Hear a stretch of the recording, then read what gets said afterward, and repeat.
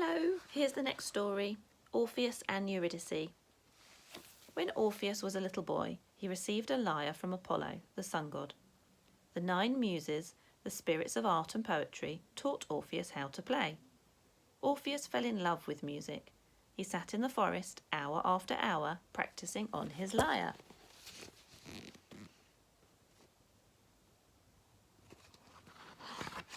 Soon Orpheus played well enough to create his own songs. They were so beautiful that farmers stopped ploughing their fields to listen. Shepherds stopped herding their flocks. Even fishermen far out on the ocean stopped pulling in their nets to listen as the wind carried Orpheus's sweet songs across the waves. Animals too came to listen. Wolves, bears and lions emerged from the forest when Orpheus sang. They sat beside him with their heads in his lap. Snakes twined around his feet. Even trees and rocks began to dance as Orpheus played. When Orpheus grew up, he took part in a great adventure called the Quest for the Golden Fleece. Soon after his return, he fell in love. Eurydice was the young woman's name. She was a kind, gentle person who lived in the forest. Eurydice knew all of Orpheus's songs by heart. She and Orpheus would sing them together. Their love for each other made the songs even more beautiful. They held their wedding in an ancient temple. Apollo and the muses came. Here's a picture of them.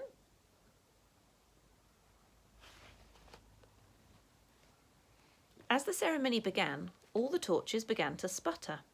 Smoke filled the temple, stinging the eyes of the guests. They began to weep. Tears at a wedding were a terrible omen. They meant that a dreadful fate awaited the happy couple. The omen proved true. Eurydice was walking through the forest when a snake bit her ankle. Poison rushed through her veins, and she fell down on a pile of leaves. By the time Orpheus found her, she had died. Her spirit flew down to the underworld to join the souls of the dead. There she is as the snake took its bite.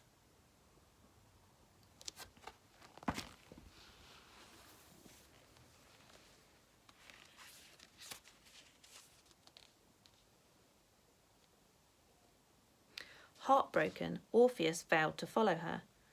I will go down to the realm of the dead. I will find my bride and bring her back.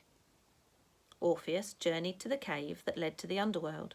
He forced his way through crowds of spirits waiting to cross the river Styx. Go back. No living being can come here, shouted Charon, the ferryman of the dead. Cerberus, the 3-headed watchdog, bared his teeth and growled. There's Charon, and you can just see behind him the 3 heads of Cerberus.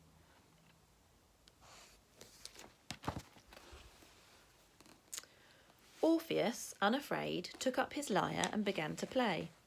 He sang of his love for Eurydice and how much he missed her.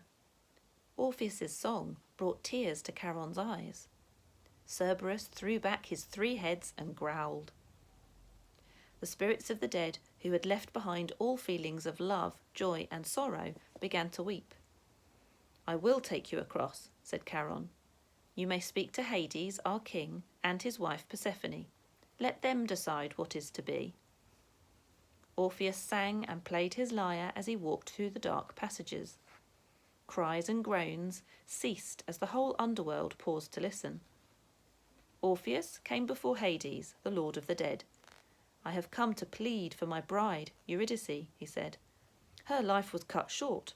I cannot bear to be apart from her. Have pity on us. Let me take her back to the land of the living. If not, allow me to remain here in the underworld so that we can be together. I cannot help you, said Hades. You are still alive. Living souls cannot remain here. Your bride, Eurydice, is dead. The dead can never return to those they left behind. Orpheus began to weep. He took up his lyre and began to play, turning his sorrow into song. Am I alive, dreaming of death, or am I dead, dreaming of life? No place is there for me in the land of the departed. No place do I have in the land of the living. Eurydice is gone, and I am lost without her. Tears ran down the face of grim Hades. The stone walls of the caverns trembled as the lord of the underworld wept. Tears flowed from the eyes of Persephone, his queen. Here you can see them weeping.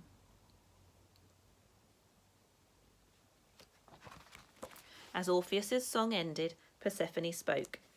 "You are wrong, my husband," she said to Hades. "Do I not return to the world of the living every year? Take pity on Orpheus and his bride. What have we to lose? They will live out their lives and return to us eventually. Let them taste of joy and love while they can." Her words melted the heart of Hades. "Summon the spirit of Eurydice," he commanded. Eurydice's spirit came forward from among the crowd of dead souls. She limped on the wounded foot that the snake had bitten. Her pale face brightened when she saw Orpheus. "Is that you, my beloved Orpheus?" she cried. "Yes," Orpheus replied. "I have come to bring you back from the dead." "Take Eurydice with you to the world above," Hades told Orpheus. "Walk before her, she will follow. Remember, you must not turn around to look at her until you both reach the upper world. If you so much as glance at Eurydice while you are still within my kingdom, her spirit will return to the realm of the dead, never to depart." With Persephone's blessing, Orpheus and Eurydice set out on the path that would lead them to the land of the living. Orpheus walked ahead, Eurydice followed behind. Crowds of dead souls parted to let them pass. Charon, the ferryman, was waiting. He carried them to the river's opposite shore. Cerberus wagged his tail. He licked Orpheus's hand as he passed. Orpheus never spoke a word to Eurydice throughout their long journey. He walked silently through the shadows, never stopping to look back. One by one, he climbed the steep steps that led to the mouth of the cave. He rushed into the sunlight. "We are here! Eurydice, you have come back to life again!" Orpheus shouted. He turned around to see his bride. Alas, he had spoken too soon. Eurydice was still standing inside the cave. One more step and she would have been in the sunlight. Here you can just see her still inside the cave. Too late, Orpheus caught a final glimpse of Eurydice's loving face. She called to him, but he could not hear her words. Then she disappeared. Broken with sorrow, Orpheus hid himself in the deepest part of the forest. Day and night he wept as he played his lyre, singing for his lost Eurydice. A tribe of wild maidens heard his voice. "He's beautiful," one savage maiden murmured. "Oh, and he sings so sweetly. I want him for my husband." "No, I saw him first. He's mine," said the other. "I can be no one's husband," Orpheus told them. "My heart belongs to Eurydice, and she is gone forever. I cannot love another. I have no love to give." His words enraged the maidens. "We don't ask for your love. We take it." Orpheus ignored them. He picked up his lyre and began to play. "Do you turn your back on us? How dare you?" One maiden picked up a javelin and hurled it at Orpheus. The power of his music protected him. The javelin fell at his feet. Here are the wild maidens. And you can see that the javelins are falling and one's broken as well. The maidens shot arrows and hurled spears. None of their weapons could hurt Orpheus. He continued playing his lyre and singing his songs for his lost Eurydice. The maidens tore at their hair. They scratched at their faces until blood ran down their cheeks.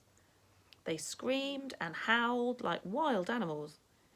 Their cries drowned out the sound of Orpheus's music. It no longer had the power to protect him. Again the maidens hurled their weapons at Orpheus. This time the spears and arrows found their mark. Orpheus fell dead, pierced with 100 wounds. The maidens tore his body to pieces and threw the fragments in the river, along with the broken lyre. Apollo found the lyre floating in the water. He placed it in the heavens with the other constellations in memory of Orpheus. It still shines in the night sky today. Orpheus is gone, but do not weep for him. His spirit returned to the underworld, to his beloved Eurydice. Their two souls are together at last, never to be parted. The end.